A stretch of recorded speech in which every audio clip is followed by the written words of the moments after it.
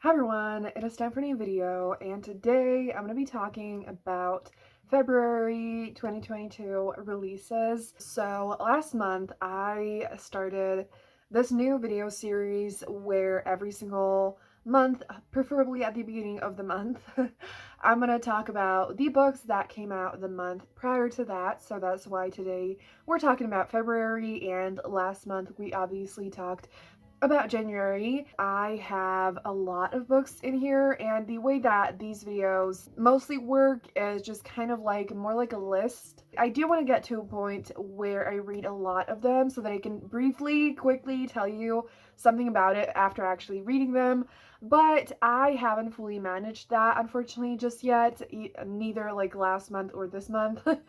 But it's gonna be a learning curve the whole year. I'm super excited for it, and I had a lot of fun sharing the books with you last month, and you all seem to be excited for this series as well. So, kind of have a mixture of fantasy, contemporary, and romance.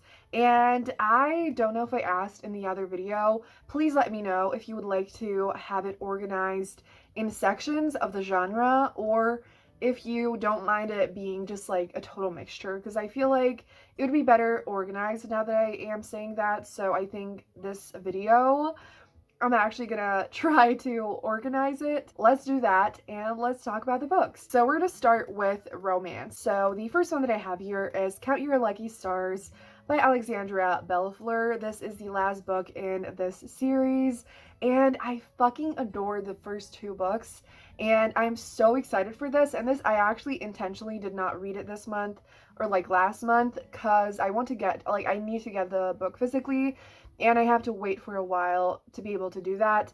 And so that is the only reason, but I know I'm gonna love this. This is one of my most anticipated releases, and it is a sapphic second chance romance. Alexandria Bellefleur pens another steamy queer rom-com about former best friends who might be each other's second chance at love.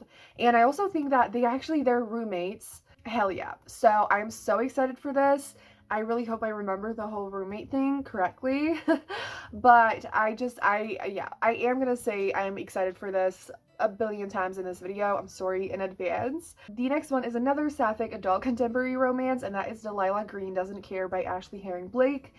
I am, you guessed it, super excited for this, and really curious as well, because Ashley Herring Blake has written mainly middle grade and YA contemporary books before, and this is her like debut adult romance.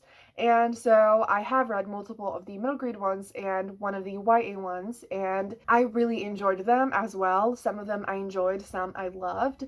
And so I'm so like curious to see how, it's gonna look in here, because it's obviously a super different vibe and everything. And so yeah, but I think it's gonna be amazing. The little short blurb on this says, a clever and steamy queer romantic comedy about taking chances and accepting love with all its complications. The next one is another queer romance, but this one is a romance, and that is I'm So Not Over You by Kosoko Jackson. So this one says, a chance to rewrite their ending is worth the risk in this swoony romantic comedy from Kosoko Jackson. That definitely sounds amazing, and I'm just so ready for this and super excited. I also love the cover. I love the cover of all of these.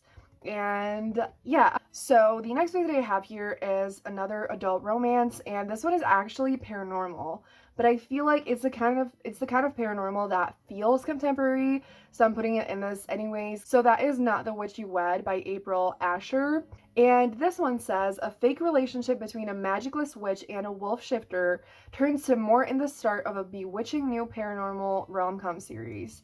So I feel like there was definitely a boom of like witchy romances in publishing recently, and I am absolutely here for it. I'm super excited. I love this cover. That sounds super fun. I'm absolutely ready to read that. So then I have a historical romance, which is The Lady Temps and Heir by Harper St. George. And this one says, a fake engagement brings together a lady with bold and daring dreams and the heir whose heart she captured. I have heard amazing things about this series. I haven't started it yet, and I do think I want to try to read it in order, because I think I want to read all of them. The next one I have here is The Good Girl's Guide to Rakes by Ava Lee.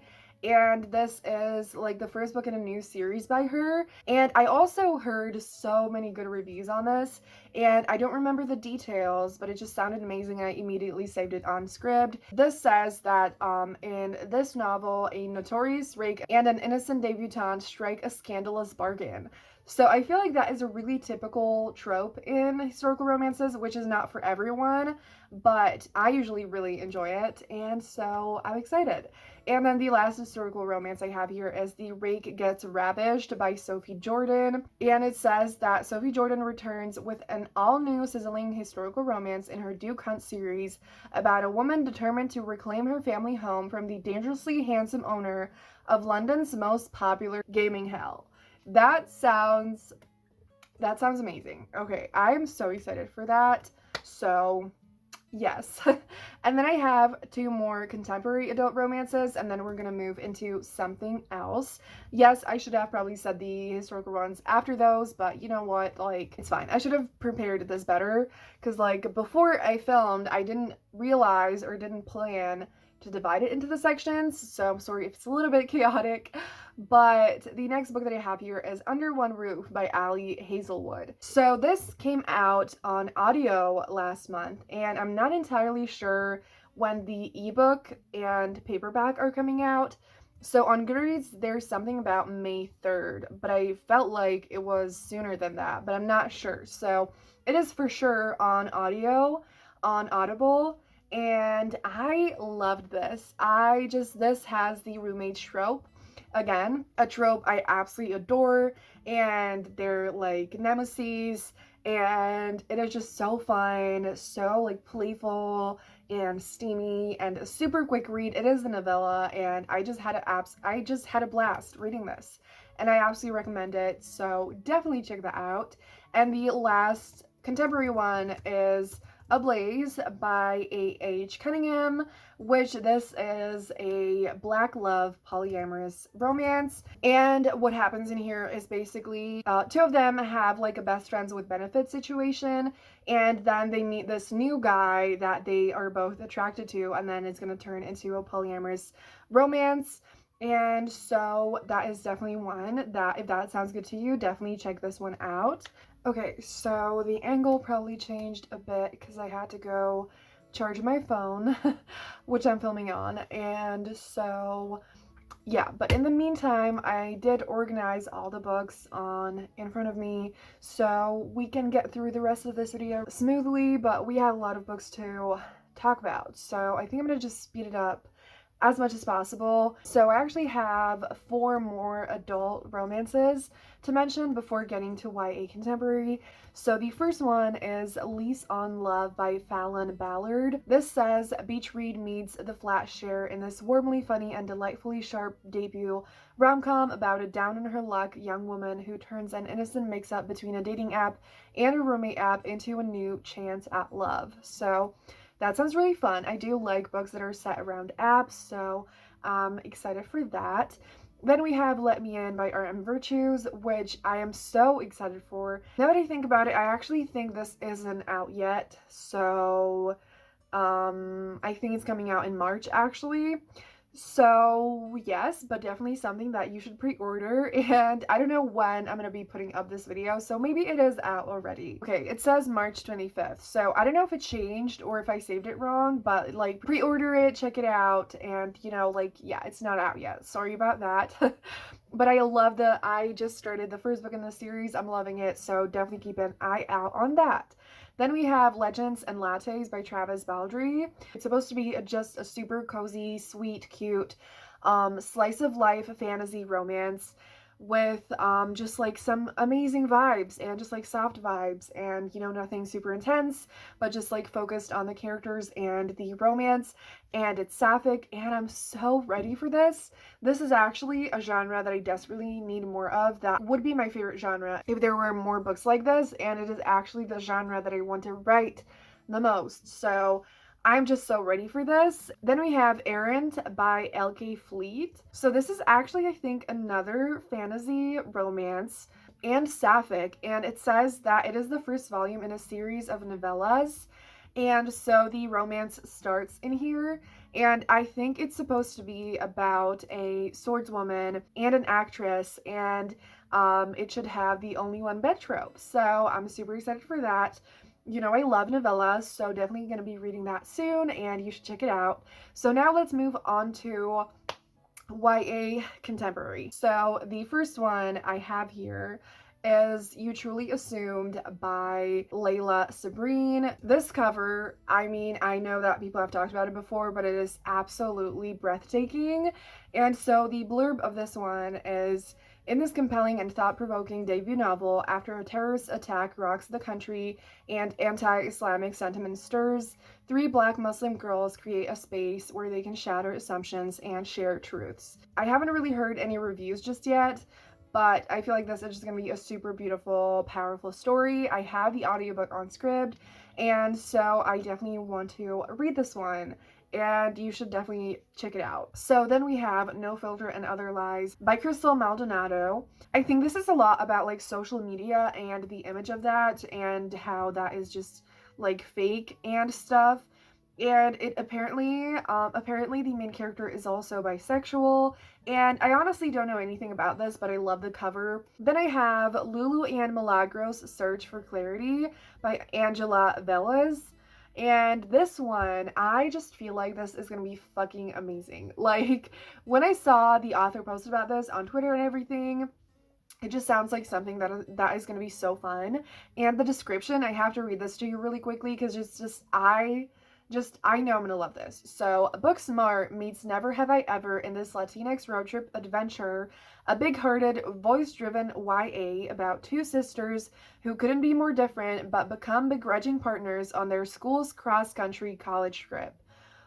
Like, I mean, a road trip, a sister relationship, and compared to Booksmart and Never Have I Ever, and like, I just think that it's gonna be amazing. I think it's gonna be a lot about like, you know, discovery and like the relationship and all of that, and I'm just so ready for that, and I think we definitely need more sibling relationships in books and like central sibling relationships. So I can't wait. And I have that on Scribd as an audiobook as well. So yes, it looks like it's the last YA contemporary one that I have.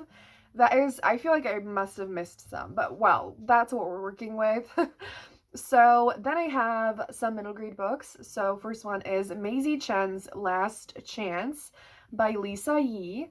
And I think that I honestly randomly ran into this on Twitter and I loved the cover. I think that the main character moves somewhere, and it's because her parents want to help the main character's grandparents with their restaurant.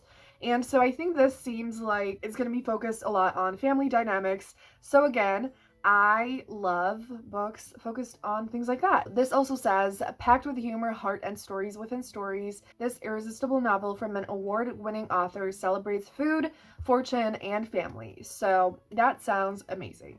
Then we have Golden Girl by Reem Faruqi, which is supposed to be a coming-of-age middle-grade novel in verse about 7th grader Afia Ahmad, a Pakistani-American girl who hatches a special plan to help her family but finds that doing what's right isn't always easy. So I read Unsettled by Reem Faruqi and really enjoyed it. I love books written in verse and I want to read more of them, so I'm super excited for this. Definitely going to be reading it super soon. Then I have A Comb of Wishes by Lisa Stringfellow. And I think this has some kind of like, this is a fantasy one. It looks like this one should have like some Caribbean folklore inspiration in it, and specifically mermaids. And okay, it's supposed to be about love and loss and just like mermaids and being careful what you wish for. And yes, so those kinds of vibes, which sounds amazing. And this cover is super cool, a little creepy. So I think you should definitely check that out. Then we have another mythology book, and that is Cameron Battle and the Hidden Kingdoms by Jamar J. Perry. Absolutely fucking adore this cover. Like, it is just gorgeous. This is inspired by West African and Igbo history and mythology, and it says that it celebrates the triumphs and challenges of a boy finding his true path to greatness. I feel like this is going to be super fun. And then the last middle grade that I have is Unseen Magic by Emily Lloyd Jones.